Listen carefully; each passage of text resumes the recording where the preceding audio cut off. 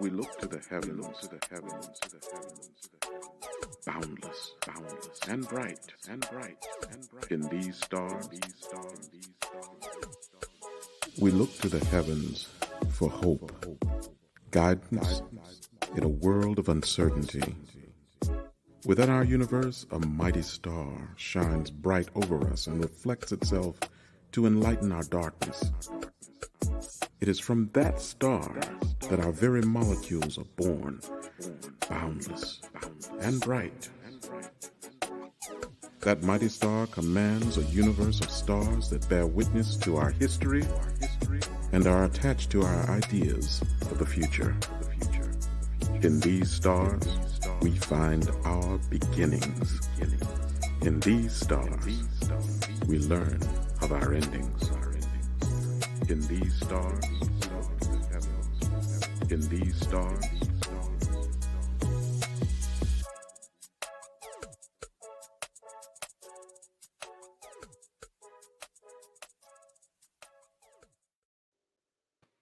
Hey guys, and welcome to In the Stars with Dwayne. I'm your host, Dwayne Dunleavy, and today is our first episode and the episode where I kind of explain everything to you.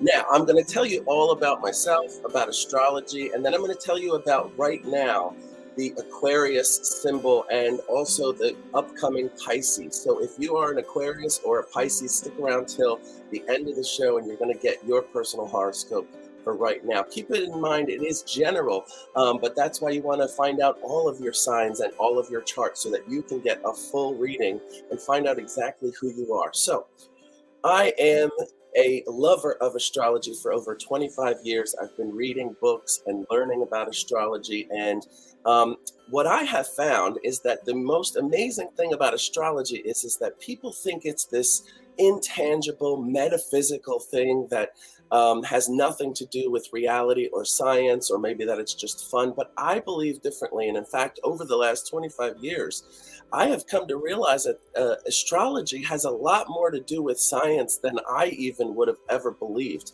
And I'm going to illustrate that for you right now. So if you believe that in science, it's a proven fact that we as human beings are made up 80% of water, and that the planet that we live on is made up mostly 80% of water, and that the moon and the planet's movement have an effect on the tides of the ocean and all of the water on the planet, then how could the movement of the moon and the planets not have an effect on us being mostly water, living on a planet that's made mostly of water, and being born and developed over 9 months in a big sack of water? So that's what that's in a nutshell why I believe that there's a lot of science behind it. Now, how does that make you who you are, or how does that affect who you are? Well, the development of your spinal column and your brain and all of that in the womb, when you're in that sack of water, is affected like any other water on the earth by the waves created by the gravity and the pull and the magnetism of the moon and the other planets. And so that's how it kind of develops you into a person that has different characteristics. Now, I also want to let you guys know, since we're starting out, that I don't base my whole life on astrology, and I don't think anybody should. I think it's an interesting thing, and like I say, there's a lot of science behind it. But I definitely think of things in a more realistic way other than just basing everything on astrology. So it's all about balance, and in fact, that's what most things are about. So I believe that astrology can be fun and interesting, but you have to have a balance between that and realism, because you can't really base everything on it. So with that said, let's talk about what it really is. What is astrology? Astrology is the word means the study of the stars. And if you can imagine what it must have been like thousands of years ago on this planet, without all of the buildings and electricity and all of the things that we have now, really there was nothing else to do at night but to look up and look into the sky and to see what was happening up there. When people did that, they started to notice, one, that things seemed to move by. But two, they noticed that over months and years, those same things kept coming back around, and they kept making their way around what seemed to be a big circle. Now, at that time, thousands of years ago, when astrology first came to be, that wasn't even the beginning of our planet. People have been looking at the sky way before that, but about 3,000 years ago, somebody said because of the movement of those stars and celestial bodies, they're called, because they go around and come back every time the same year, then there must be something to it. And so they started to look at what the stars looked like. That's how we came up with the signs. So, or at least what the physical embodiment of the signs are. For instance, I'm a Sagittarius. I was born in December. So for me, it's a half man, half horse. Well, the reason that is because it looks like in the stars that there is a half man, half horse pulling back an arrow. And that's what they did when they connected the dots. They made these visual representations of what those signs are when they're above us in the sky. Now, another thing I want to mention to you about astrology, which I think will help you to really understand, is think about the solar system, okay? The solar system itself, if you were to put it on its side, it could kind of be like a combination lock, right? And the combination is the moment that you were born on our planet, at that moment, where those planets all were at that moment is what makes up your astrological chart, okay? And if you ever see an astrological chart, and we'll probably add one at some point, it looks like a big circle with a lot of different things going on, and that is the actual universe, the solar system. So that's what astrology is personally. That's what you're finding out when you do your chart. Now, your chart is made up of the sun sign, which is what most people know. So if you were born in December, you're either a Sagittarius or a Capricorn. Most people know from their birth date what their sun sign is. But did you know that the sun sign is only 1/10 of your chart? You've got your ascendant, which is also called your rising sign. You've got a moon. You've got all of the planets were in a certain spot when you were born. So in order to get your personal individual chart, you have to look at the place of your birth, the time of your birth, and exactly where that happened and when it happened is what gives you your chart. And it also wants you to really, so that you can look at it and say, even though somebody was born on the same date as me, they may have been in a different time on another part of the planet. So their chart is going to be completely different. I mean, it's amazing, right? That's how your chart works. So if you want to get your chart done, the information that you need is your birth date, your birth location, and your exact birth time. The reason for that is because every 2 hours, the sign changes for the rising sign. Now, in astrology, your sun sign is how you see yourself. Your rising sign is how the world sees you. So my sun sign is Sagittarius, but my rising sign is Capricorn. Sagittarius is fiery, adventurous, outgoing, very personable and fun. And a lot of people see me that way. But my rising sign, Capricorn, is all about business and doing things for the necessity of growing and for personal growth and all that stuff. And that's how I see myself. So that's how your sun sign and your rising sign works. From there, you go down the chart. And of course, if you want to do your full chart, we're going to get into all that stuff in another episode. But today, what I want to do is go over the signs and what the date is, because I've actually found out that a lot of people don't even realize that, because if they're on the cusp, or they don't know what their actual sign is. So let's go through the actual signs and what the dates are that correspond to that sign. So for instance, the astrology chart starts with Aries. Okay, so Aries is March 21st to April 19th, and Aries is a fire sign. Each sign has an element: fire, water, air, or earth. Aries is fire. Taurus is April 20th to May 20th, and that is an earth sign. Gemini, May 21st to June 20th, and that is an air sign. Cancer, June 21st to July 22nd, that is a water sign. Leo, July 23rd to August 22nd, that is a fire sign. Virgo, August 23rd to September 22nd, that is an earth sign. Libra, September 23rd to October 22nd. That is an air sign. Scorpio, October 23rd to November 21st. That is a water sign. Sagittarius, November 22nd to December 21st. Fire. Capricorn, December 22nd to January 19th. Earth. Aquarius, January 20th to February 18th. That is air. Some people think that's a water sign. And Pisces, February 19th to March 20th, and that is a water sign. So if you are not sure what you are, hopefully that helped you figure it out. Because if you're on a cusp, for instance, if you are February 18th, you are an Aquarius Pisces cusp. You have a little bit of each of those signs. So you're not one or the other. And some people are not sure what they should call themselves on that date. So if you have that, then hopefully that helped to help you figure that out. Now, like I said, each sign comes with its own element. The element does correspond to the characteristics in some ways, but in reality, it's just a great way to bring together the similar signs so that you know where they kind of start from. So there are the three fire signs, which are Aries, Leo, and Sagittarius. So the fire signs are known to be like fire. They like to do things. They like to create things. They like to burn through energy, if you will. And so that's how they kind of correspond. But each one also has its own station. So it can be mutable or it can be fixed.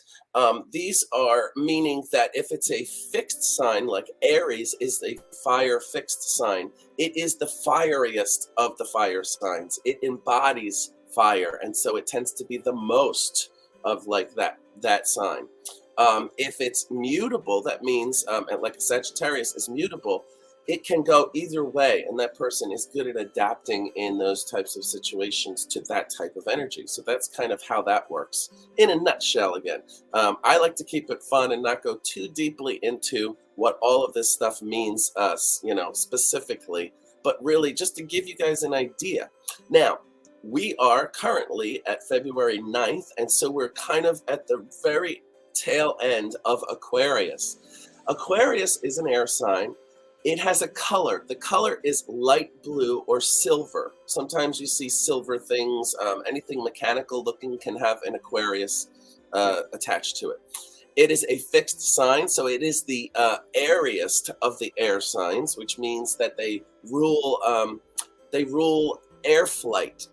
They rule the idea of flying around and doing different things. They also rule fair play and knowing that people need to be together, no matter what your race or your religion, that all humans are the same race. And a lot of people who are Aquarians actually have, and famous people like Oprah Winfrey is an Aquarius, Ellen DeGeneres is an Aquarius, John Travolta is an Aquarius, and he has an airplane that pulls right up next to his house. There's so many different people that's why also astrology is interesting. If you get into it, you can start to look up the birthdays of famous people and you can actually see, are they like that? And then many times they really are. Another Aquarius is Dolly Parton. And to me, she really embodies what an Aquarius is about. Being friendly, having all people come together, a lover of music and parties, good food and drink, all of that kind of stuff.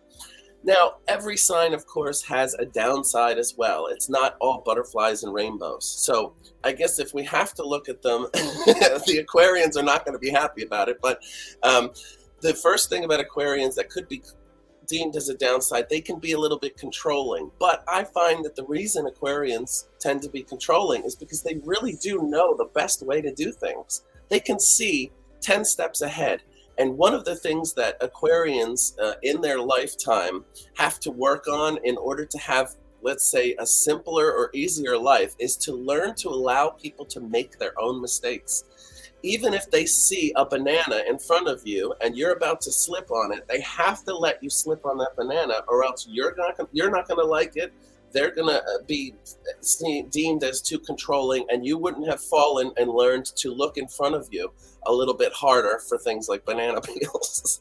So that's the Aquarius kind of downside. Another downside of Aquarian is they tend to also really love status and status symbols. So sometimes Aquarians can really work hard in order to get things that they want in life. The problem with that is when anybody in this life gets all the stuff they want, it can be a really sad thing, because you can be like, wow, I have everything I want now, and I've worked so hard to get it, but it's not as great as I thought it would be. So, but luckily the Aquarians know that love and life and friendship and all of that stuff is a really great thing to work toward. Now, is it fair to judge people by their sign? Absolutely not. And here's the reason: because of what I said earlier. If you only know your sun sign and you judge somebody based on their sun sign, then you're not even taking 1/9. You're only taking 1/10 of that person into account. You're not taking all of it into account. So the idea behind it is, don't judge anybody for any reason, especially not astrology. Until you get to know somebody, anytime you look at somebody and make a judgment, especially these days, you will totally not get what you are expecting. Because in the old days, in the 70s, 80s, 60s, that kind of stuff, people would judge people based on how they look all the time. Now, because we're so diverse and everything is so free and open in many, many ways, we can now learn, and hopefully we've all learned, not to judge a book by its cover. So don't judge anybody by their astrology, at least until you know their whole chart. No, I'm just kidding.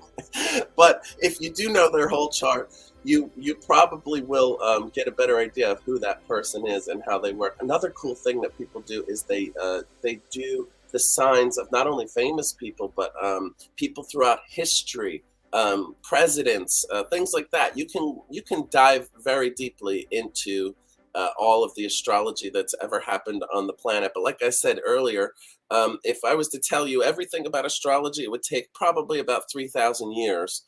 So that's not going to happen. But so we've gone through the stars, we've gone through the signs, we've gone through Aquarius, and now at the end of this month, February 18th, we're going to be going into Pisces. So those of you who are a Pisces, which is February 19th to March 20th, you are a mutable sign and a water sign. Now, the thing with all the water signs is all of the water signs, which are Pisces, Scorpio, and Cancer, they all have a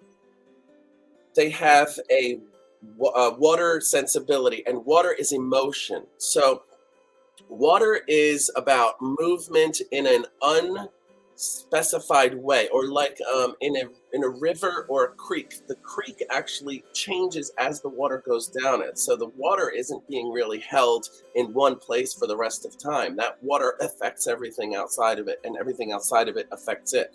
So Pisces are known as the sensitive sign, the sign that they don't like quick, loud noises, and they don't like people who are vexatious or overly loud and obnoxious. They can really go crazy with that. So the other thing about Pisces is that they are compatible with people like Virgos and Tauruses, both earth signs. And the reason that is because they the earth signs help to kind of contain that water.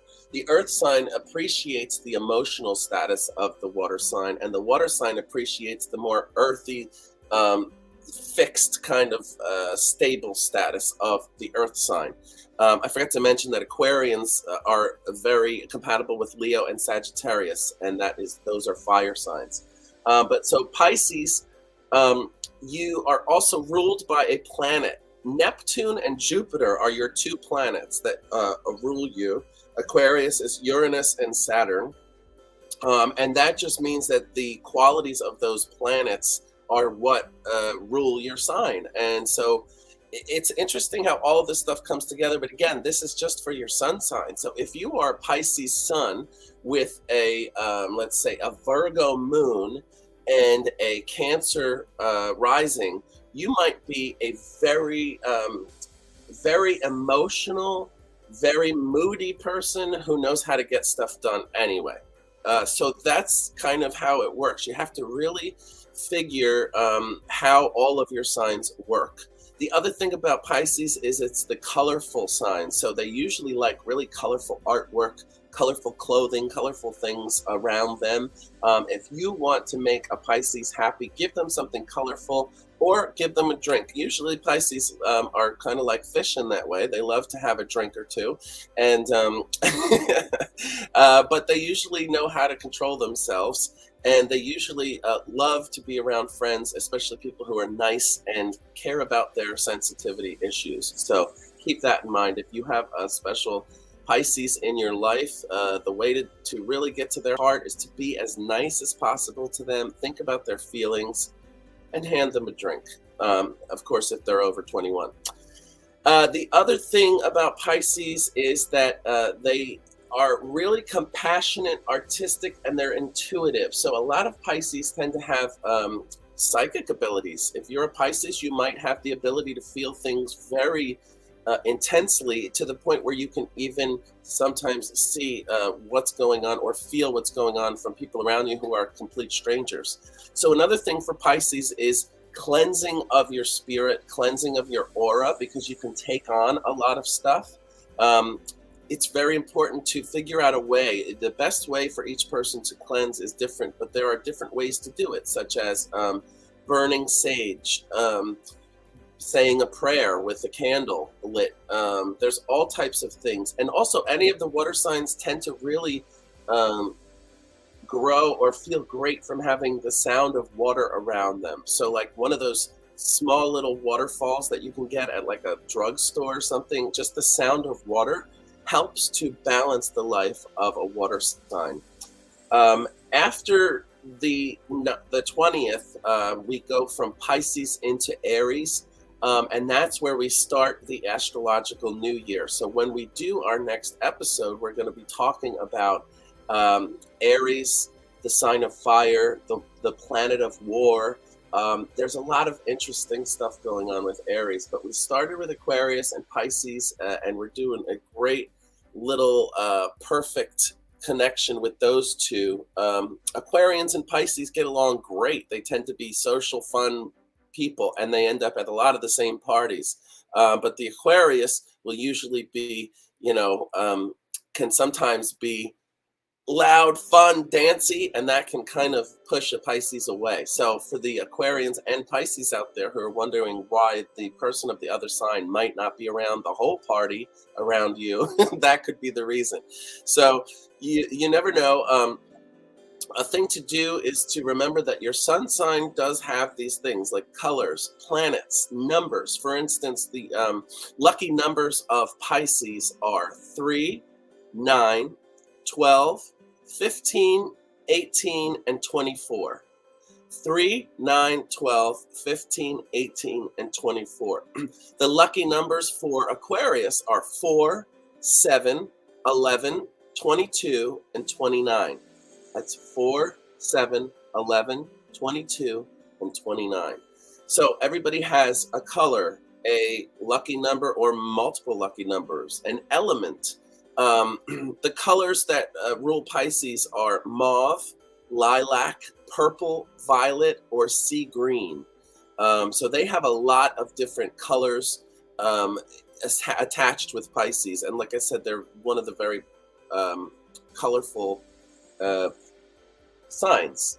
Now for me, I'm a Sagittarius, and so my power color is purple. So I know that whenever I do something, if I wear some purple, it's going to give me power. I always say to people that your power color is not your favorite color, because a lot of people say to me when I tell them what their power color is, they're like, that's not my favorite color. I don't love that color. And I'll be like, well, that doesn't matter. It's your power color. So if you wear that color, say to an interview, you are going to have power. You're going to be seen as having a good energy or a good power.